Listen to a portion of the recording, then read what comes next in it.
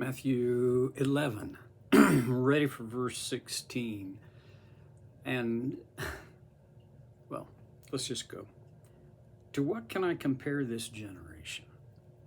They're like children sitting in the marketplaces and calling out to others. We played the flute for you and you did not dance. We sang a dirge and you did not mourn. For John came neither eating nor drinking, and they say he has a demon. The Son of Man came eating and drinking, and they say he is a glutton and a drunkard and a friend of tax collectors and sinners. But wisdom is proved right by her actions. Well, what he's saying is, if I was translating it, I'd probably say, you guys, come on. You're like kids. We played a tune on our flute, but you didn't dance, and so we sang a funeral song and you didn't mourn. You don't know what you want. And then he says, oh yeah, here's the picture of it. John came, neither eating nor drinking, and you said, well, he's got a demon. And I came eating and drinking,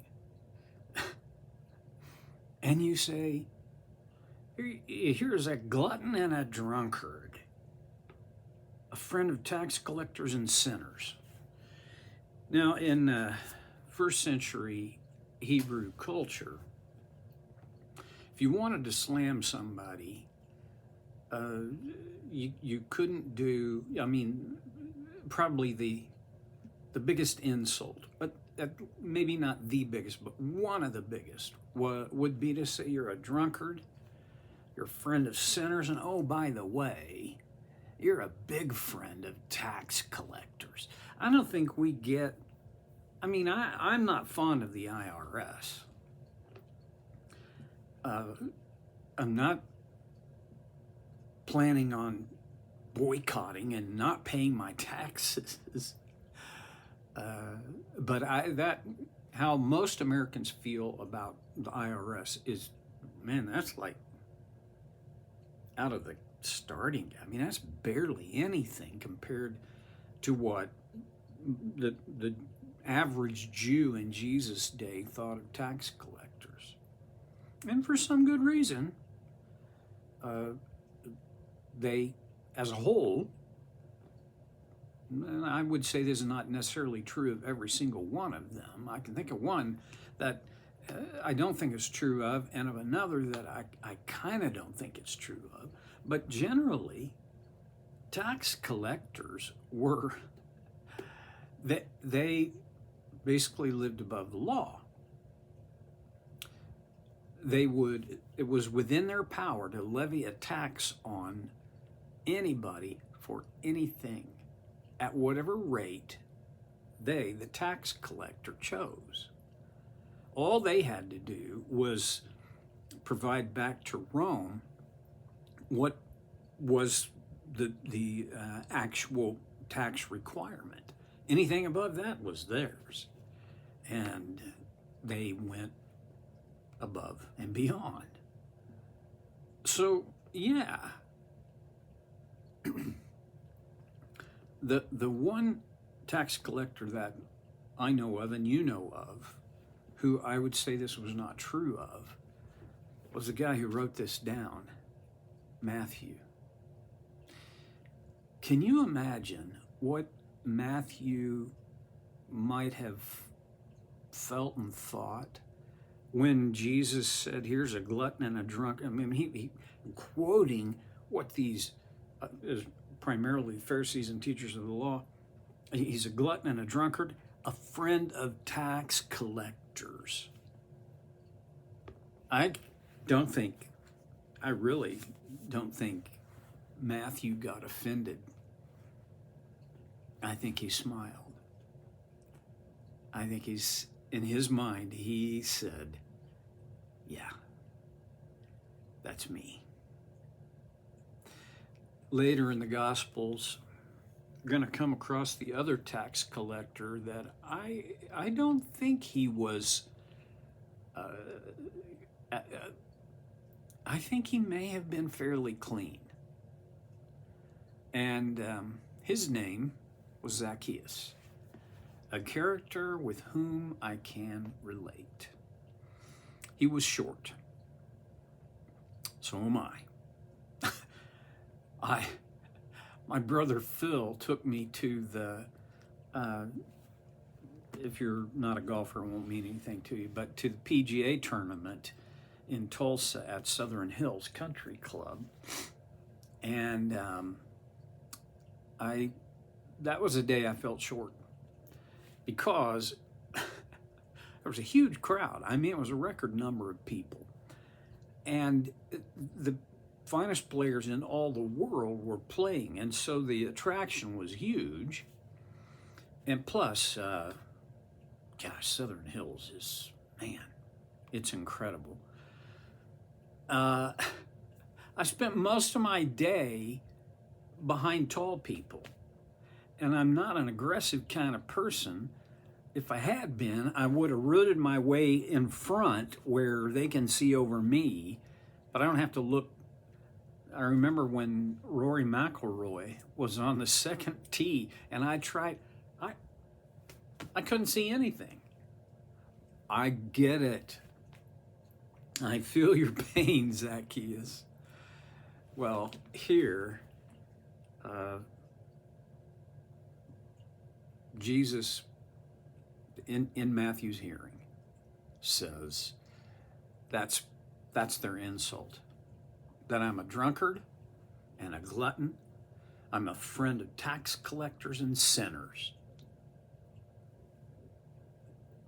Well, and then he goes on.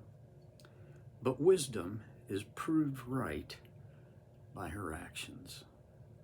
And that is a sentence worth memorizing and living with.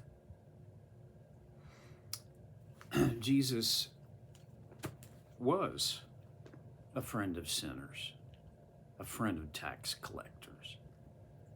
He was not a glutton, and he certainly was not a drunkard. And when he said wisdom is proved right by her actions, I think what he's saying is, hey, look around. Look around, because there are outcomes that you're blinded to. You have blinded yourself from. You don't want to see.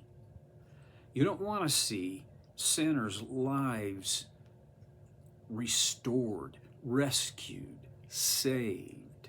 You don't want to see that. You don't want to see tax collectors like my friend Matthew, who just left his tax collecting booth and followed me. You don't want to see that. Yeah, I'm friends with these people. And wisdom is proved right by her actions. The proof, Jesus said, is in the pudding. Right, there's a whole lot of stuff that probably can be drawn out of this. I'm going to go for the low-hanging fruit. First thing, Jesus was indeed a friend of tax collectors and sinners. How did that happen? Well, I mean, let's be honest. Jesus had an advantage that I don't have, nor do you. Jesus knew everything there was to know. He knew all people's hearts and minds. There were no surprises in Jesus' life, really. And he positioned himself so that he could become friends with tax collectors and sinners. This is the point I want to make. I told you this, and so I'll say it again, although it cannot be, I cannot let it be. I don't want it to be an excuse. But I'm an introvert. when I'm in a crowd, depending on the crowd, and depending on my role in that circumstance, I may be more extroverted. I guess on some levels, I'm what has been called an ambivert, meaning I can be extroverted when it is called for. But in the deepest part of me, I am an introvert. I don't dislike people, but I'm not the guy who's gonna step into a room of strangers and 2 hours later leave with 8 new friends. I have 2 friends that are. One is James, our director at our 4th library in Jordan. The man can be anywhere and be comfortable engaging anybody. I so envy that. The other is my friend Joe. We work together, we're best of friends. And when we were working together, I told you this story before, but I went with him to a conference at Saddleback, and we left our hotel in the morning, and each one of us took a stack of business cards. We got back to our room after the events of the day, and I had given away 3 business cards. I thought, well, that's 3. Joe had given all his away, and he brought back 15 or 20 business cards of other people, knew their story, knew where they lived. Well, I'm not that way, and I really am trying not to let that be my excuse for not putting myself in a position to encounter tax collectors and sinners so that I can befriend them. Now, the Pharisees and the teachers of the law, they assigned him an identity that since he was in a position, he had put himself in a position to befriend tax collectors and sinners, well, then he must surely be a glutton and a drunkard. He was not, and you know that. Well, see, here's the deal. Jesus did this, and it is something that you and I can also do. He engaged these people into a relationship without joining them in their sin and bad decisions. Their sin and their bad decisions didn't keep Jesus from engaging with them. Jesus, I believe, although there's no chapter and verse for this, but Jesus did not see them as the enemy. I think sometimes as Christians, church people, we see those people as the enemy. They're not the enemy. They're victims.